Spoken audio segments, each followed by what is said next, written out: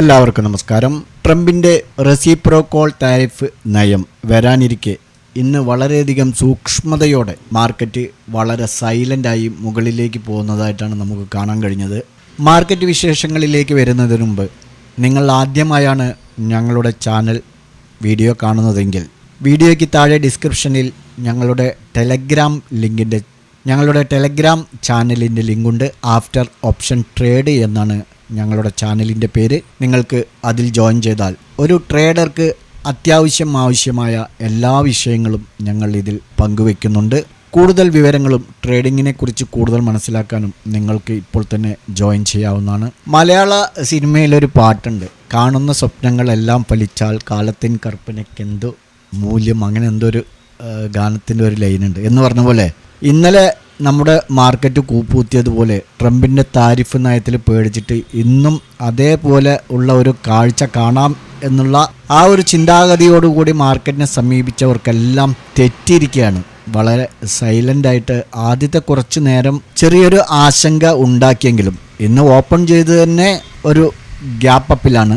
അതിനുശേഷം ചെറിയൊരു ആശങ്ക ഉണ്ടാക്കിയെങ്കിലും കൂടെ തന്നെ മാർക്കറ്റ് വളരെ സൈലൻ്റായിട്ട് അല്പാൽപമായിട്ട് മുകളിലേക്ക് വന്ന് നിഫ്റ്റി 166 പോയിൻ്റ് ഉയർന്ന് 23,332 ക്ലോസ് ചെയ്യാൻ സാധിച്ചത്. അതേപോലെ തന്നെ സെൻസെക്സിനെ സംബന്ധിച്ചിടത്തോളം 593 പോയിൻ്റ് ഉയർന്ന് 76,617 ക്ലോസ് ചെയ്യാൻ സാധിച്ചിട്ടുണ്ട്. ട്രംപിൻ്റെ റെസിപ്രോക്കൽ താരിഫ് നയങ്ങൾ പ്രാബല്യത്തിൽ വരുന്നതിന് തൊട്ട് മുൻപാണ് ഈ ഒരു പ്രകടനം എന്നുള്ളതാണ് ഇന്ന് ഇന്ത്യൻ മാർക്കറ്റിനെ സംബന്ധിച്ചിടത്തോളം വളരെയധികം ശ്രദ്ധേയമായ ഒരു കാര്യം എന്ന് പറയുന്നത്. അമേരിക്കൻ സാമ്പത്തിക മാന്ദ്യത്തിൽ ഇന്നലെ തകർന്ന നമ്മുടെ നിഫ്റ്റി ഐടി ഇന്ന് മെച്ചപ്പെട്ട പ്രകടനം കാഴ്ചവെച്ചു.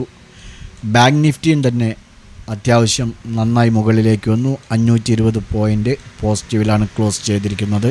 എന്നാൽ തീരുവ ചുമത്തിയാൽ ഇന്ത്യൻ മാർക്കറ്റിൽ നാളെ ഒരു മാറ്റമുണ്ടാവും. അതേസമയം നമ്മുടെ ഇന്ത്യൻ രൂപ ഡോളറിനെതിരെ 26 പൈസയോളം ഇന്ന് ഇടിഞ്ഞു. എന്നാൽ സ്വർണം യാതൊരു മാറ്റവുമില്ലാതെ തുടരുകയാണ്. ക്രൂഡ് ഓയിൽ $76 എന്ന നിലയിലേക്ക് വന്നുകൊണ്ടിരിക്കുകയാണ്. ഇന്ത്യ വിക്സ് സ്ലൈറ്റ്ലി റെഡിലേക്ക് വന്നു. നിഫ്റ്റി ആട്ടോ, Nifty bank, Nifty IT, mid and small cap, reality എല്ലാം തന്നെ ഇന്ന് പച്ച തെളിഞ്ഞിരിക്കുകയാണ്. NSE ലിസ്റ്റ് ചെയ്ത 50 സ്റ്റോക്കുകളിൽ ഭാരത് ഇലക്ട്രോൺ മാത്രമാണ് 3% കൂടുതൽ ഇടിവ് നേരിട്ടത്. അതുകൂടാതെ UltraTech cement, Nestle India, power grid തുടങ്ങി 1%, 0.5% മുതൽ 1% വരെ ഇടിവ് രേഖപ്പെടുത്തിയ 19 സ്റ്റോക്കുകൾ മാത്രമേ ഉള്ളൂ.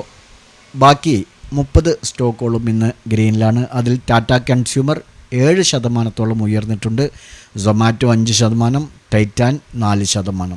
ബാക്കിയെല്ലാം തന്നെ 2 മുതൽ 3% വരെ പോസിറ്റീവിലാണ്. വ്യത്യസ്ത സാമ്പത്തിക സാഹചര്യങ്ങളിലും രാജ്യാന്തര പ്രതിസന്ധികളിലും സ്വർണം ഒരു സുരക്ഷിത നിക്ഷേപം, ഒരു സേഫ് ഇൻവെസ്റ്റ്മെൻറ്റ് എന്നുള്ള നിലയിൽ കൂടുതൽ പ്രാധാന്യം നേടിവരുന്നത് ആഗോളതലത്തിലുള്ള മാർക്കറ്റുകൾക്ക് ചെറിയ തോതിലെങ്കിലും ബാധിക്കും എന്നുള്ളതിന് തെളിവാണ് ഈ കഴിഞ്ഞ കുറച്ച് ആഴ്ചകളായിട്ടുള്ള ആഗോള മാർക്കറ്റുകളുടെ പ്രകടനം. പ്രത്യേകിച്ചും ഗോൾഡ് എക്സ്ചേഞ്ച് ട്രേഡഡ് ഫണ്ടുകളുടെ നേട്ടം വ്യക്തമാക്കുന്നത് ഇതിന് തെളിവാണ്. 2025 ഫെബ്രുവരിയിലെ കണക്കുകൾ പ്രകാരം സ്വർണ്ണ ETF സമാഹരണം കഴിഞ്ഞ വർഷത്തേക്കാൾ 98.54% ഉയർന്നിരിക്കുന്നത്.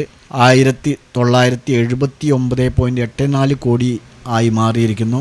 2024 ഫെബ്രുവരിയിൽ ഇത് 997.21 കോടി മാത്രമായിരുന്നു എന്നുള്ളത് പ്രത്യേകം നമ്മളൊക്കെ ശ്രദ്ധിക്കേണ്ട ഒരു കാര്യമാണ്. നമ്മൾ നിഫ്റ്റിയുടെ ഡേ ചാർട്ടിലേക്ക് വരുമ്പോൾ ശക്തമായ 1 ഡേ ബുള്ളിഷ് ക്യാൻഡിലാണ് നമുക്കിവിടെ കാണാൻ കഴിയുന്നത്. എന്നാൽ ഇവിടെ മറ്റൊരു കാര്യം നമ്മൾ ശ്രദ്ധിക്കേണ്ടത്, ഇതുപോലെ ഉള്ള ഒരു പാറ്റേൺ, അതായത് opposite head and shoulder pattern form ആവുന്നുണ്ടോ എന്നുള്ളത് നമ്മളൊന്ന് ചിന്തിക്കേണ്ടതുണ്ട്. ഏകദേശം ഈ ഒരു ലെവലിൽ തന്നെ ബോട്ടം ക്രിയേറ്റ് ചെയ്തിട്ടുണ്ട്. ഇപ്പോൾ അല്പം കൂടെ താഴത്തേക്ക് വന്നു കഴിഞ്ഞാൽ ഓക്കെ ആവും. ഇന്ന് കാണിച്ച ഈ ഗ്രീനിന് ശേഷം ഇപ്പോൾ നാളെ മുതൽ നമുക്ക് അനുകൂലമാണെങ്കിലും അല്ലെങ്കിലും താരിഫ് നയം അനുകൂലമാണെങ്കിലും അല്ലെങ്കിലും ഒരുപക്ഷെ നമ്മൾ ഇതെല്ലാം തന്നെ ചിന്തിച്ചുകൊണ്ടാണ് മാർക്കറ്റിലേക്ക് ഇടപെടേണ്ടത്. അല്പം താഴെ വന്നതിന് ശേഷം ആയിരിക്കാം മുകളിലേക്ക് പോകുന്നത് എന്ന് മനസ്സിലാക്കാൻ കഴിയുന്നുണ്ട്. അങ്ങനെ താഴെ വന്ന് ഈ ഒരു സപ്പോർട്ടിലെയും ടച്ച് ചെയ്ത് റിവേഴ്സ് വരികയാണെങ്കിൽ ശക്തമായ ഒരു ബുള്ളിഷ്നെസ് നമുക്ക് വരും ദിവസങ്ങളിൽ കാണാൻ കഴിയും. ഇമ്മീഡിയറ്റ് റെസിസ്റ്റൻസ് ആയിട്ട് 24,220 24,250 വരെ പോകും എന്ന് തന്നെയാണ് പ്രത്യാശിക്കുന്നത്. ഓക്കെ, വരും ദിവസങ്ങളിൽ നമുക്കത് പ്രത്യേകം വാച്ച് ചെയ്യാം.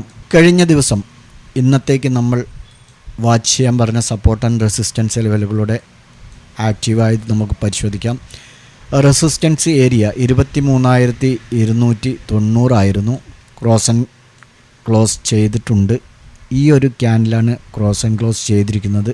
അങ്ങനെയെങ്കിൽ ഇവിടെ നിന്നും 50 പോയിൻറ്റിൻ്റെ റാലി മാത്രമേ നിഫ്റ്റിയിൽ നമുക്ക് കാണാൻ കഴിഞ്ഞിട്ടുള്ളൂ. ബാങ്ക് നിഫ്റ്റിയിലേക്ക് വരുമ്പോൾ അതിലും ഭേദപ്പെട്ട പ്രകടനമാണ് കാഴ്ചവെച്ചിരിക്കുന്നത്. നമുക്ക് ഈ ഒരു ക്യാൻഡിലാണ് ക്ലോസ് ചെയ്തിരിക്കുന്നത്. ഇവിടെ നിന്നും നോക്കുകയാണെങ്കിൽ ഏകദേശം 270 പോയിൻറ്റിൻ്റെ റാലി ബാങ്ക് നിഫ്റ്റിയിൽ നടന്നിട്ടുണ്ട്. സെൻസെക്സിലേക്ക് വരുമ്പോഴും ഭേദപ്പെട്ട പ്രകടനം തന്നെയാണ്. എന്നാൽ ഈ ഒരു ക്യാൻഡിലാണ് ക്ലോസ് ചെയ്തിരിക്കുന്നത്. അതിനുശേഷം ഇവിടെ നിന്ന് നമ്മൾ മെഷർമെൻ്റ് എടുക്കുകയാണെങ്കിൽ ഏകദേശം 250 പോയിൻറ്റിൻ്റെ റാലി സെൻസെക്സിലും നടന്നിട്ടുണ്ട്. ഓക്കെ, അപ്പോൾ ഏതായിരുന്നാലും നമ്മുടെ ലെവലുകൾ ഇന്ന് ബ്രേക്കൗട്ട് നടത്തിയിട്ടുണ്ട്. ഇനി നമുക്ക് നാളെ ട്രേഡ് ചെയ്യാൻ ആവശ്യമായ നാളെ വാച്ച് ചെയ്യേണ്ട സപ്പോർട്ട് ആൻഡ് റെസിസ്റ്റൻസ് ലെവലുകളൊന്ന് അപ്ഡേറ്റ് ചെയ്യാം. ആദ്യമായി റെസിസ്റ്റൻസ് ലെവലുകൾ നോക്കുകയാണെങ്കിൽ നമുക്ക് ഫസ്റ്റ് റെസിസ്റ്റൻസ് ആയിട്ട് 23,400 തന്നെ വാച്ച് ചെയ്യാം. Second resistance 23,520. നിഫ്റ്റിയിൽ ഫസ്റ്റ് സപ്പോർട്ട് നമുക്ക് 23,230 റേഞ്ചിൽ വാച്ച് ചെയ്യാവുന്നതാണ്. അല്പം താഴേക്കൂടെ വന്നു കഴിഞ്ഞാൽ ഒന്നും കൂടെ സെക്യൂറായി 23,220.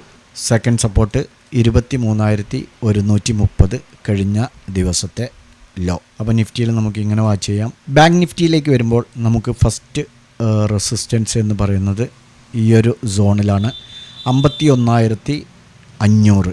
ഓക്കെ, 51,500 ഫസ്റ്റ് റെസിസ്റ്റൻസ് ആകുമ്പോൾ സെക്കൻഡ് റെസിസ്റ്റൻസ് ആയിട്ട് ആക്ട് ചെയ്യാനുള്ള സാധ്യത 51,840. അതേപോലെ ഫസ്റ്റ് സപ്പോർട്ട് 51,050, സെക്കൻഡ് സപ്പോർട്ട് 50,730. അപ്പോൾ ബാങ്ക് നിഫ്റ്റിയിൽ നമുക്ക് സപ്പോർട്ട് ആൻഡ് റെസിസ്റ്റൻസ് ലെവലുകൾ ഇങ്ങനെ വാച്ച് ചെയ്യാവുന്നതാണ്. സെൻസെക്സിലേക്ക് വരുമ്പോൾ നമുക്ക് ശ്രദ്ധിക്കേണ്ട ഒരു കാര്യം എന്ന് പറയുന്നത് റെസിസ്റ്റൻസ് ലെവൽ അടുത്ത് എന്ന് പറയുന്നതില്ല, അല്പം മുകളിൽ തന്നെയാണുള്ളത്. 76,890. കുറച്ചുകൂടെ താഴെ വരികയാണെങ്കിൽ 76,850 റേഞ്ചിലാണ് ഒരു മേജർ റെസിസ്റ്റൻസ് ആയിട്ട് ഫസ്റ്റ് ആക്ട് ചെയ്യാനുള്ളത്. സെക്കൻഡ് 77,050.